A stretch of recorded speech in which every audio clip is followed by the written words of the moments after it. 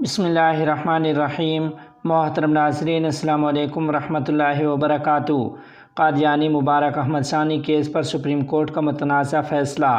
تفصیلات کے مطابق علماء عالمی مجلس تحفظ ختم نبوت نے اپنے ایک مشترکہ بیان میں کہا ہے کہ مبارک احمد ثانی قادیانی کیس کی ریویو پٹیشن میں سپریم کورٹ نے جو فیصلہ محفوظ کیا تھا وہ آج 24 جولائی 2024 عیسوی کو سنایا گیا۔ فیصلہ اسلامی جمہوریہ پاکستان کے آئین، امتناع قادیانیت آرڈیننس اور 5 رکنی بینچ ظہیر الدین بنام سرکار 1993 عیسوی کے سراسر خلاف ہے۔ تحریف شدہ قرآن پاک کی اشاعت کے فیصلے کو بحال رکھا گیا ہے جو قادیانیت نوازی پر مبنی ہے۔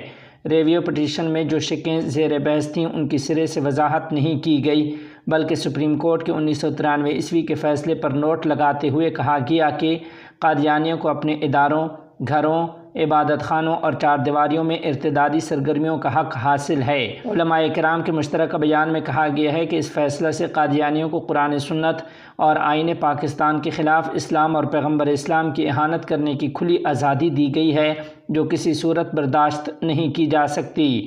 مزید کہا گیا ہے کہ قانون نافذ کرنے والے ادارے یہ بات بخوبی جانتے ہیں کہ جرم چار دیواری میں بھی جرم ہے، بغاوت چار دیواری میں بھی بغاوت ہے، چوری، بدکاری اور قتل وغیرہ چار دیواری میں بھی جرم ہیں۔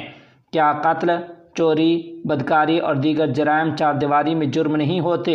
اور کیا چار دیواری میں ہونے والے جرائم پر مختلف ہائی کورٹس اور سپریم کورٹ کے فیصلے موجود نہیں ہیں؟ جب یہ جرائم چار دیواری میں جرم تو توہین رسالت، انکار ختم نبوت اور اسلام سے بغاوت جرم کیوں نہیں؟ سپریم کورٹ کے اس متنازع فیصلہ سے پوری امت ہیجان کی کیفیت میں ہے۔